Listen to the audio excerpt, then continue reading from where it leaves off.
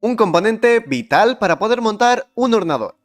Un componente que, sin él, el resto de piezas no se podrían comunicar y que conforma una parte muy importante de un PC. Así es, hablamos de las placas madre o motherboards.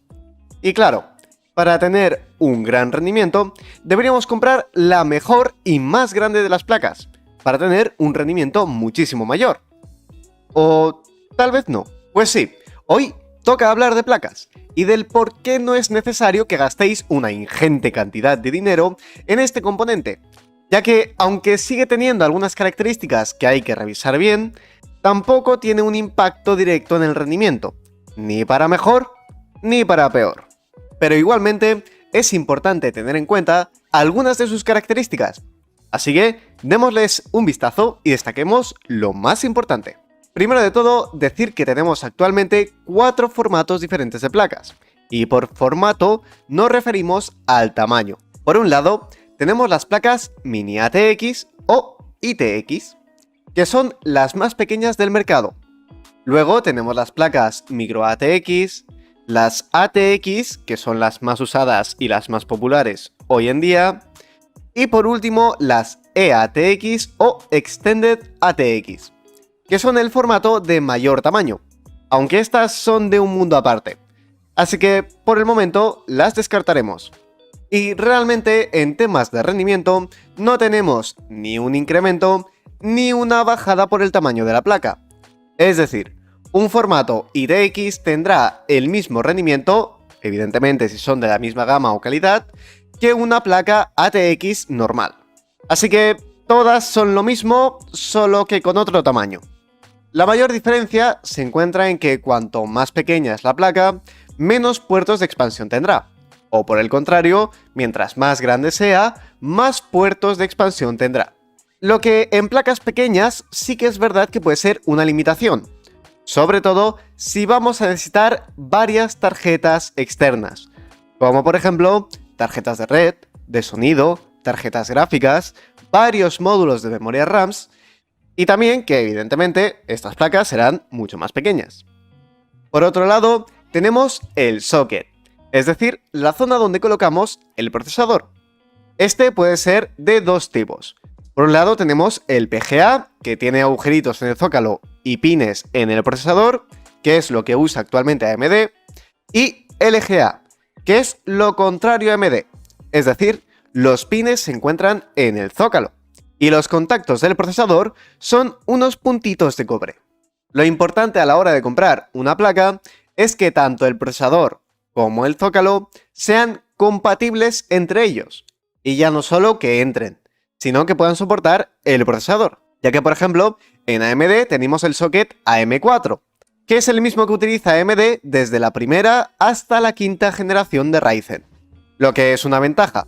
Pero no todas las placas soportarán todas las generaciones, así que esto es algo que hay que tener cuidado. Por otro lado, tenemos la memoria RAM, un componente esencial de igual manera, y del cual también hablaremos a profundidad en un siguiente vídeo. Así que, si os gusta este tipo de vídeos, suscribiros para no perderos el resto. Y lo que miraremos en relación a RAM placa, es que la placa soporte la RAM, tanto en capacidad como en cantidad, velocidad y tipo. Ya que si queremos montar un PC con RAM DDR4 a 3200 MHz en una placa que solo soporta DDR3 a 1600, no es muy compatible que digamos. Así que nos aseguraremos en que tanto capacidad, cantidad, tipo y velocidad concuerden con lo que soporta nuestra placa. Por otra parte, tenemos los puertos PCI Express, que es donde conectamos principalmente la tarjeta gráfica. Estos zócalos tienen una generación determinada y, evidentemente, cuanto mayor generación sea, mejor, ya que proporciona mejores anchos de banda y velocidades. Lo que interesa principalmente para ordenadores con gráficas de rendimientos más superiores, ya que en esta ocasión sí que puede suponer o proporcionar un aumento de rendimiento, aunque tampoco será un aumento gigante. Y al igual que los PCI Express, que se usan por ejemplo para las gráficas, tienen una generación indicada, también tienen los puertos M.2. Cuanta mayor generación sea, mayor ancho de banda, y mayores tasas de velocidad tendrán estos, ya que la velocidad en un M.2 4.0 es mucho más superior a una que sea simplemente 2.0. Y por último tenemos las VRM, algo que se nos puede pasar por alto, pero que de igual manera es importante, sobre todo para no quemar el CPU, lo cual es importante. Las VRM son estos pequeños bloques que encontramos alrededor del zócalo del procesador, y que su función principal es la de mejorar o limpiar el voltaje, por decirlo de alguna manera, que le entra o que le llega al procesador. Cuantas más VRM, mejor. Y esto es más importante cuanto mayor voltaje tiene el procesador. Y también cuanto más potente es, ya que no es lo mismo un Ryzen 5 2600 que un Ryzen 9 5950X. Y el trato que deben recibir es muy diferente. En definitiva, esas son las características más importantes de las placas.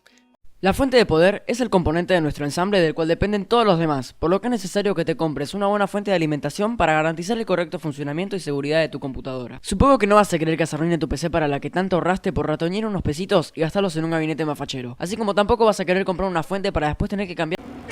Una fuente de poder es el componente que se encarga de transformar la corriente alterna proveniente del toma de la pared a corriente continua lista para proveer energía suficiente a nuestro hardware. Esto se puede lograr ya que las mismas están formadas por una serie de rectificadores, fusibles, diodos, circuitos integrados y resistencias. Los watts generalmente son lo primero en lo que nos fijamos a la hora de comprar una nueva fuente. Cuando hablamos de watts nos referimos a una unidad que mide la cantidad de energía entregada o absorbida por un elemento en un tiempo determinado. En nuestro caso, los watts de nuestra fuente de poder indicarían la cantidad de potencia eléctrica que la misma puede brindar, y el power consumption de, por ejemplo, nuestro procesador nos indica la cantidad de watts que consume. Para saber cuántos watts consume nuestra PC o puede llegar a consumir, existen diversas páginas que calculan el consumo de tu computadora. Ejemplo de estas son las calculadoras de Cooler Master y Be Quiet. Te dejo el link en la descripción en caso de que las necesites. Como todos sabemos, las fuentes de poder alimentan a nuestros componentes mediante el uso de cables. Al menos hasta ahora no existen las fuentes de poder Bluetooth inalámbricas, o al menos no salieron todavía al mercado, aunque veo difícil que esto pase. Lo que no todos saben es cómo funcionan estos cables. Es lógico, nadie nace sabiendo, así que voy a proceder a explicarte cuáles son y cómo funcionan. Conector ATX de 20 más 4 pines.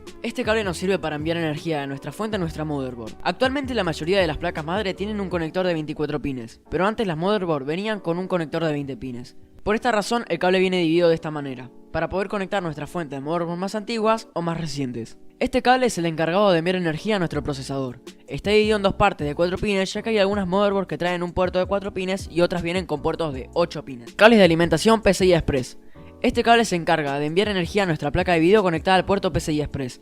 Las fuentes de poder suelen traer cables de 6 más 2 pines, aunque también hay algunas que solo vienen con 6 pines en este cable. Esto se debe a que hay placas de video con puertos de 8 pines y otras con puertos de 6 pines. Cables Molex. Estos cables sirven para alimentar el panel frontal de nuestra computadora, ventiladores y antiguamente se utilizaban para alimentar discos duros y unidades IDE. Cables SATA. Estos cables son los encargados de enviar energía a nuestros discos de almacenamiento, ya sean SSD SATA o HDD. El término 80 Plus probablemente ya lo hayas escuchado, pero quizás no sabes qué es realmente o cómo funciona. El 80 Plus es una certificación que nos garantiza al menos el 80% de eficiencia energética en una fuente de poder. En el proceso de transformación de energía, las fuentes de alimentación gastan siempre una cantidad de su wattaje en forma de calor. Entonces lo que nos garantiza el 80 Plus es que nuestra fuente no desperdicie más del 20% de su potencia de esta manera. En la comunidad hay una gran confusión en cuanto a este tema. Hay muchísimas personas que creen que todas las fuentes certificadas son de buena calidad cuando no es así. El 80 Plus es un certificado que solo garantiza lo mencionado anteriormente, pero no garantiza que nuestras fuentes de poder sean seguras ni de buena calidad. Hay distintos tipos de certificaciones: 80 Plus estándar o White, el cual nos asegura un 80% de eficiencia; 80 Plus Bronce, el cual nos da un 82% de eficiencia; 80 Plus Silver, el cual nos da un 85% de eficiencia; 80 Plus Gold, el cual nos brinda un 87% de eficiencia; 80 Plus Platino, con un 90% de eficiencia; y 80 Plus Titanium, con un 92% de eficiencia. Cuanto más porcentaje de eficiencia tiene una fuente de poder, menos watts va a desperdiciar en forma de calor. Eso no quiere decir que tengas que comprarte una tremenda fuente de poder 1600 watts 80 Plus Titanium para tu armado económico. Con un 80 Plus estándar vas a estar bien, pero tenés que tener en cuenta otros aspectos que te voy a nombrar a lo largo del video. Muchas fuentes de poder traen incluidas una serie de protecciones que garantizan la seguridad de nuestra computadora. Hay distintas protecciones, entre ellas se encuentran OVP, protección ante la subida de voltaje; VP, protección ante la bajada de voltaje; OTP, protección ante altas temperaturas; SCP, protección ante cortocircuitos; OPP, protección ante alta demanda de potencia; y OCP, protección ante la sobrecorriente. En conclusión, si sube o baja la cantidad de voltaje en nuestra casa, si se supera la temperatura tolerada por nuestra fuente, si se produce un cortocircuito interno o si nuestra computadora empieza a demandar más watts de que la fuente nos puede dar, la misma se apagaría y por consiguiente todo nuestro equipo, evitando así que se dañe la fuente de alimentación o algún componente. Una fuente de alimentación que no posee estas protecciones o bienes de mala calidad directamente se rompería con posibilidad de quemar otras partes de nuestra PC. El PFC es en inglés Power Faction Correction, es decir, corrección del factor de potencia. El factor de potencia es la relación entre la potencia real suministrada por la red eléctrica y la potencia que es capaz de emplear la fuente de poder. Normalmente el factor de potencia ideal es 1, el cual vendría a ser básicamente el 100%. Se trata de un circuito que permite llevar la conexión a valores cercanos a 1, de tal modo que casi toda la energía proporcionada por la red eléctrica sea aprovechada por la fuente de alimentación. Hay dos tipos de PFC, el PFC activo y el PFC pasivo. El PFC activo trabaja mediante componentes electrónicos con los cuales el aumento del factor de potencia puede llegar hasta un 0,99. El PFC pasivo, en cambio, trabaja con un sistema de corrección basado en bobinas y condensadores, que pueden ofrecer un máximo de 0,85 de factor de potencia.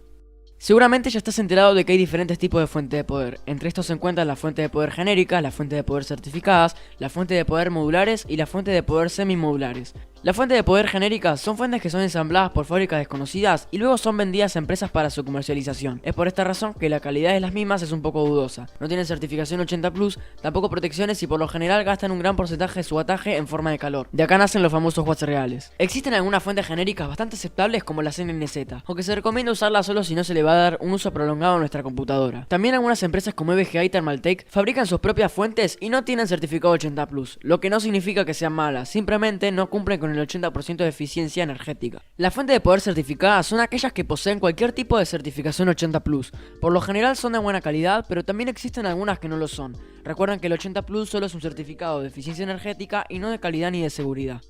Una fuente de alimentación modular es un tipo de fuente en el que los cables no vienen introducidos dentro de la fuente de poder, sino que nosotros podemos seleccionar qué cables usar y cuáles no según nuestras necesidades, volviéndola así una fuente de poder con el 100% de sus cables removibles. Este tipo de fuentes nos ayuda en la gestión y orden de cables en nuestro gabinete, ya que solo usaremos los cables necesarios y no habrán otros cables molestando en la parte de atrás. Las fuentes de alimentación semimodulares son muy parecidas a las modulares, como su nombre lo indica.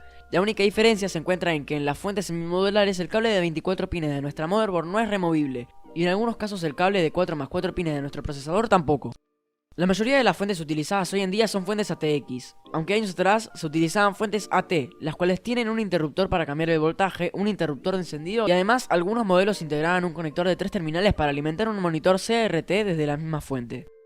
La fuente que vayamos a comprar depende mucho del presupuesto que tengamos. De igual manera te voy a dar una serie de tips o consejos para que compres una buena fuente de poder. Evita comprar fuentes genéricas. Las fuentes genéricas ya te habrás dado cuenta que no son una muy buena opción. Si tu presupuesto es muy ajustado y no le vas a dar un uso muy prolongado a tu computadora, puedes permitirte usar una fuente genérica de marcas reconocidas. Adquirir una fuente con protecciones. Las protecciones en una fuente de poder son un plus muy importante, por lo que te recomiendo que las tengas en cuenta. Compra una fuente con cable PCI Express de 6+2 pines. Si tenés una placa de video de 6 pines no te van a hacer falta los 2 pines extra.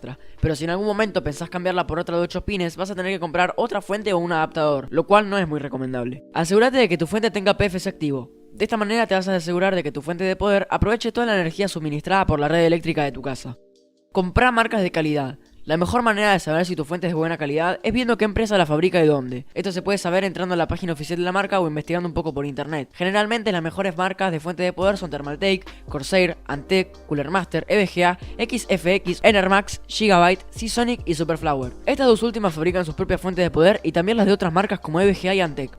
Con este video quiero llegar a la conclusión de que no todas las fuentes genéricas son malas. Hay algunas de buena calidad, como ya nombré anteriormente. Tampoco todas las fuentes 80+ son buenas. Hay muchas que logran el 80% de eficiencia, pero no son seguras y duran poco tiempo. La calidad de una fuente de poder depende de muchísimos aspectos, por lo que te recomiendo que siempre que vayas a comprar una te informes al máximo. ¿Qué tiene? ¿Qué le falta? Busques opiniones en internet y lo que no sepas, preguntarle a alguien capacitado. No te enojes si ves que tu fuente no aparece en la lista que acabo de dar. Seguramente me olvidé de alguna y solo puse las mejores.